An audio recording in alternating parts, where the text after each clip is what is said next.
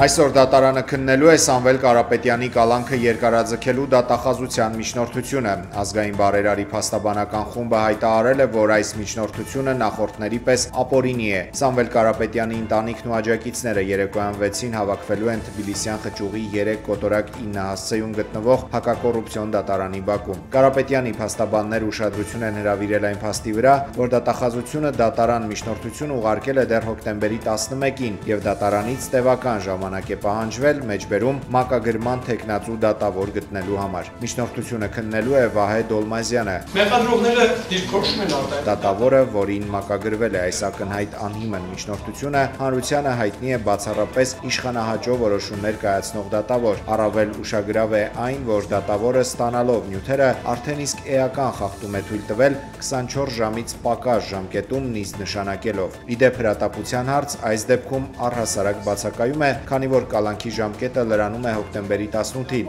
Այս գործողությունները եւս որևէ իրավական տրամաբանությունից դուրս են։ Սամվել Կարապետյանի նկատմամբ քաղաքական հետապնդման անվիճելի հանգամանքը հաստատված է։ Իրավունքների նման ծավալի կոպիտ խախտումներն ակնառու են եւ աննախադեպ, պնդում է Սամվել Կարապետյանի փաստաբանական խումբը։ Մեր ձևով շարժման անդամները հայտարարել են, եթե Կարապետյանն այսօր ազատ չարձակվի, մեծ հանրահավաք են հրավիրելու ազգային բարերարի ազատության պահանջով։ Հայկական մեդիան ակտիվ քննարկում է Նիկոլ Փաշինյանի եւ Դոնալդ Թրամփի կարճ զրույցը Եգիպտոսում ԱՄՆ նախագահի ելույթից անմիջապես հետո։ Հայաստանի վարչապետը դիմում է ամերիկացի գործընկերոջը հետևյալ խոսքերով. «Պարոն նախագահ, ես Հայաստանի վարչապետն եմ, հիշեցիք, օգոստոսի 8-ին Սպիտակ տանը տեղի ունեցած Փաշինյան-Թրամփ-Ալիև հանդիպումից, համատեղ հայտարարությունների ստորագրումից եւ Փաշինյանի հասցեին Թրամփի գովեստի խոսքերից հետո թվում էր, թե պետք է Թրամփը հրաշալի հիշի Փաշինյանին դեմքով։ Իդեպ Հայաստանի վարչապետի համախոհներից մեկը օգոստոսի 8-ի հայտնի իրադարձությունից հետո հայկական ժամանակի հետ զրույցում պնդել էր մեջբերում Փաշինյանը Թրամփի WhatsApp-ի համարը ունի, Հայաստանի ոչ մի ղեկավար նման հարաբերություն չի ունեցել, բայց այն, ինչ տեղի ունեցավ 3 Եգիպտոսում, կարծես թե հաստատում է Նիկոլ Փաշինյանի դիմախոսների այն պնդումները,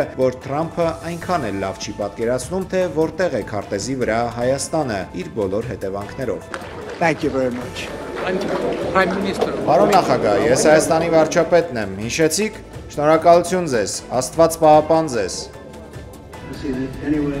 Իդեպ այս զրույցից րոպեներ առաջ Թրամփը ելույթում հիշել էր, որ ինքը մի հեռախոսազանգով կարողացել է լուծել Հայաստանի ու Ադրբեջանի միջև ընթացող 30-ամյա հակամարտությունը եւ այդ խոսքերն ասելիս թեքվել ողջունել էր Նիկոլ Փաշինյանին ու Իլհամ Ալիևին։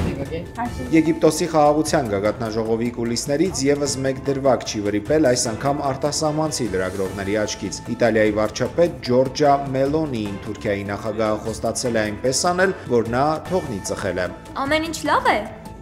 Դուք հիանալի տեսք ունեք։ Շնորհակալություն։ Բայց ես պետք է ստիպեմ ձեզ թողնել ծխելը։ Գիտեմ, չեմ ուզում որևէ մեկին սպանել։ Շարմ el-Շեյխում խաղաղության գագաթնաժողովի ժամանակ ԱՄՆ-ի, Եգիպտոսի, Քաթարի եւ Թուրքիայի առաջնորդները ստորագրել են Գազայի հատվածում հրադադարի համաձայնագիր։ Իսրայել այցից անմիջապես հետո Եգիպտոս ժամանած Թրամփը կատակել է, թե գագաթնաժողովին ուշացել է Նեթանյահուի փայլուն, բայց շատ երկար խոսքի պատճառով։ Երրորդ համաշխարհային պատերազմ չի սկսվի, ասել է Սպիտակ տան ղեկավարը գագաթնաժողովի ամփոփիչ ելույթում։ ԱՄՆ նախագահը նաև հայտարարել է, որ Թուրքիայի առաջնորդը կարող է նպաստել Ուկրաինայի հակամարտության կարգավորմանը։ Նրան հարգում է Պուտինը եւ նա իմ ընկերն է, նշել է Թրամփը լրագրողների հետ զրույցում։ Թրամփի հաջորդ այցը կլինի Մալազիա, նա Թայլանդի եւ Կամբոջայի միջև խաղաղության պայմանագիր կստորագրի։ Բաքվում անցկացված տրանսպորտի, էներգետիկայի եւ մաքսային համագործակցության վերաբերյալ եռակողմ հանդիպման արդյունքում Ռուսաստանը, Ադրբեջանը եւ Իրանը որոշել են ստեղծել աշխատանքային խումբ հյուսիս-հարավ միջազգային տրանսպորտային միջանցքի զարգացման գործողությունների ծրագիր մշակելու համար։ Խումբը կազմված կլինի 3 երկրների մաքսային, սահմանային եւ տրանսպորտային գործակալությունների ներկայացուցիչներից։